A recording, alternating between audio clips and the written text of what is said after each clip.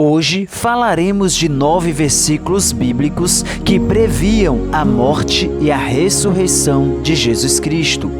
A precisão das profecias bíblicas sobre a morte e a ressurreição de Jesus é uma das evidências mais impressionantes da veracidade da mensagem cristã. Por isso, se eu fosse você, não perderia nenhum minuto sequer desse vídeo. Mas antes de entrarmos no assunto de hoje, já quero te pedir para deixar o seu like e se inscrever no meu canal, se você ainda não for inscrito, e ative o sininho para você ser avisado pelo YouTube sempre que eu colocar vídeos novos aqui no canal. Assim, sempre que eu colocar um vídeo novo, o YouTube vai te avisar e você será edificado pela palavra de Deus. Agora, prepara o teu coração e receba a palavra de Deus em sua vida. A Bíblia Sagrada possui diversas passagens que predizem o sofrimento, a morte e a ressurreição do Messias de forma precisa. Jesus Cristo também fez várias previsões sobre a sua própria morte e ressurreição. Veja o que Jesus falou em Mateus capítulo 12 e versículo 40. Porque, como Jonas esteve 3 dias e 3 noites no ventre da baleia, assim estará o Filho do Homem 3 dias e 3 noites no coração da terra. Essa previsão se cumpriu quando Jesus morreu na cruz e foi sepultado, e depois ressuscitou 3 dias após a sua morte. Outra previsão que Jesus fez sobre a sua morte e ressurreição pode ser encontrada em João, capítulo 2, do verso 19 ao 21, que nos diz: Destruí este templo e em 3 dias o levantarei. Mas ele falava do templo do seu corpo. Essa declaração foi inicialmente mal compreendida pelos ouvintes de Jesus, mas se tornou clara após a sua ressurreição. Agora, veja alguns versículos sobre a morte e a ressurreição de Jesus Cristo. O primeiro versículo sobre a morte e a ressurreição de Jesus Cristo está em Gênesis, capítulo 3 e versículo 15. Essa previsão foi feita pelo próprio Deus quando Adão e Eva desobedeceram, comendo do fruto proibido.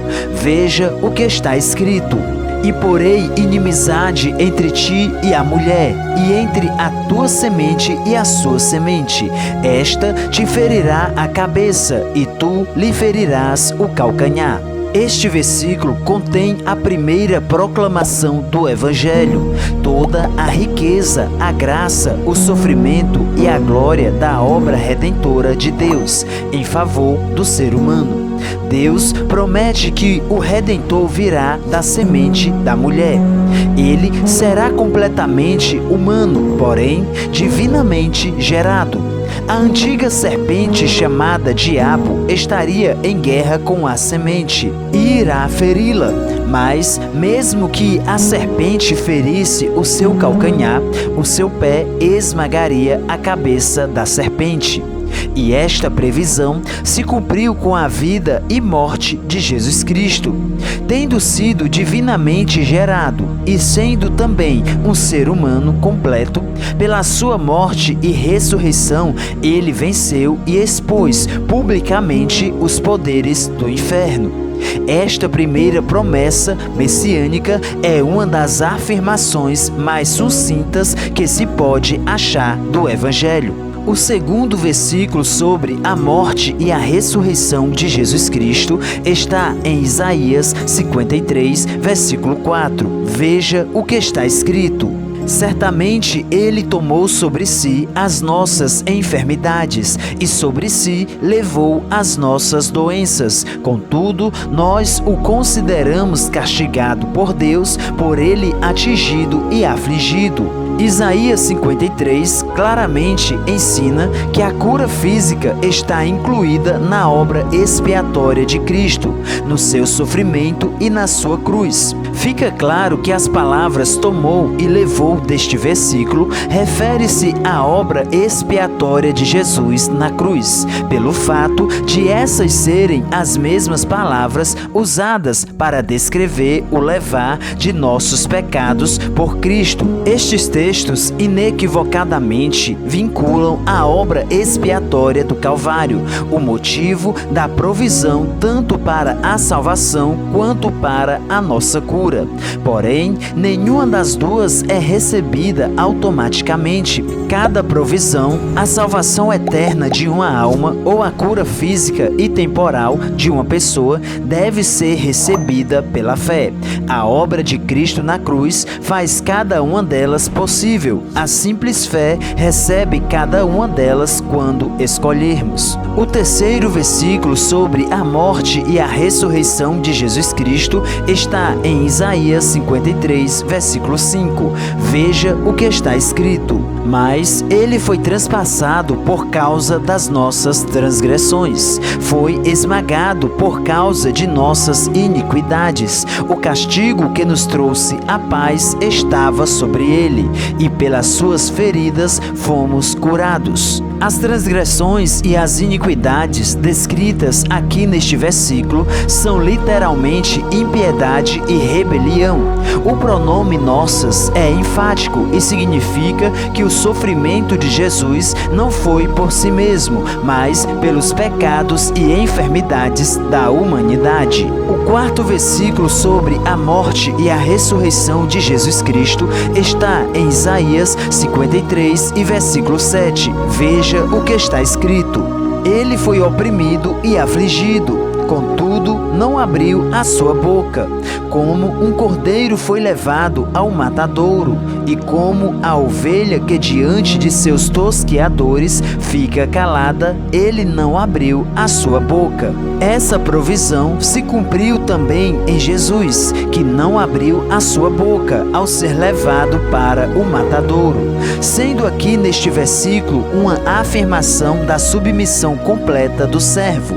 O evangelista Filipe explicou este versículo ao eunuco etíope, levando-o a Cristo. O quinto versículo sobre a morte e a ressurreição de Jesus Cristo está em Salmos 22, versículo 18. Veja o que está escrito: eles repartiram as minhas vestes entre si e tiraram sortes pelas minhas roupas. Esta passagem citada em Salmos 22, 18 é citada também em todos os 4 evangelhos por ter a roupa de Cristo servido como objeto de jogo dos soldados que realizavam a crucificação, pois na crucificação as vítimas eram despidas e as suas roupas eram dadas ao grupo da crucificação.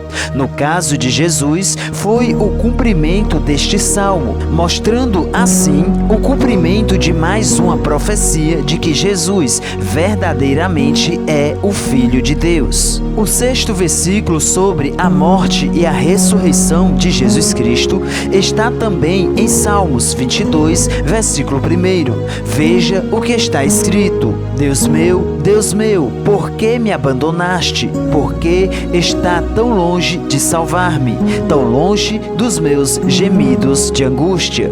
Este versículo foi citado por Jesus na cruz. Nessa palavra, vemos o próprio Deus se afastando do seu Filho amado, que carrega o pecado do mundo.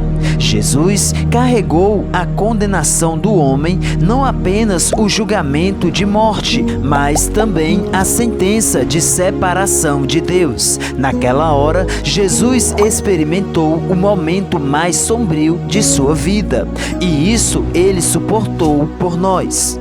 O sétimo versículo sobre a morte e a ressurreição de Jesus Cristo está em Isaías, capítulo 9 e versículo 7. Veja o que está escrito: muitos reis se assentarão em tronos, mas a Davi será dado um trono eterno e glorioso. A maioria dos reinos são de sangue e foram estabelecidos pela iniquidade e pela derrota injusta de outros. Mas a administração do Messias será estabelecida em retidão e estará destinada a estender e perpetuar a justiça e a retidão para sempre. Ou seja, o governo pacífico e feliz de Cristo será estendido a todos os confins da terra. O 8º versículo sobre a morte e a ressurreição de Jesus Cristo está em João capítulo 6 e versículo 35. Veja o que está escrito: Eu sou o pão da vida. Quem vem a mim nunca terá fome. Quem crê em mim nunca terá sede. Jesus declara que ele é o pão da vida e todo aquele que nele crê terá a vida eterna. Jesus faz essa declaração 3 vezes em João capítulo 6, nos revelando assim que ele é o verdadeiro pão celeste, o verdadeiro poder de sustentação da vida. O 9º versículo sobre a morte e a ressurreição de Jesus Cristo está em João capítulo 3, do verso 14 ao 15. Veja o que está escrito: Como Moisés levantou a serpente no deserto, assim também é necessário que o Filho do Homem seja levantado, para que todo o que nele crê tenha a vida eterna. A serpente era um símbolo do pecado. Jesus se fez pecador por nós, para que desta forma nós pudéssemos estar livres do pecado. A serpente foi levantada acima em uma haste. Jesus foi levantado acima em uma haste. Livramento era recebido pelo doente quando olhava para a serpente. O doente recebe o livramento olhando para Jesus. Aqueles que olharam para a serpente continuaram a viver.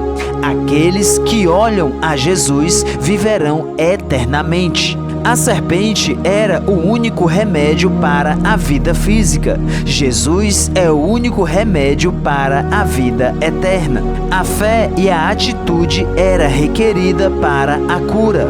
A fé e a atitude é requerida em Jesus hoje. O poder da cura era a força invisível de Deus através da serpente na haste, e é também em relação com a salvação através de Jesus. A serpente na haste trouxe a paz e a reconciliação com Deus. Assim é também com Jesus. A confissão do pecado e da oração para Deus foi necessário para o livramento. Assim também é para obter os benefícios de Jesus na haste, do sacrifício do Cordeiro de Deus. Que Deus em Cristo vos abençoe, e esta foi a mensagem de hoje. Eu sou Lucivaldo Oliveira e você acabou de ouvir mensagens que tocam a alma. Se você gostou desta reflexão, deixe o seu like e se inscreva no meu canal e compartilhe em suas redes sociais. Assim, mais vidas serão alcançadas pela palavra de Deus. Que Deus vos abençoe.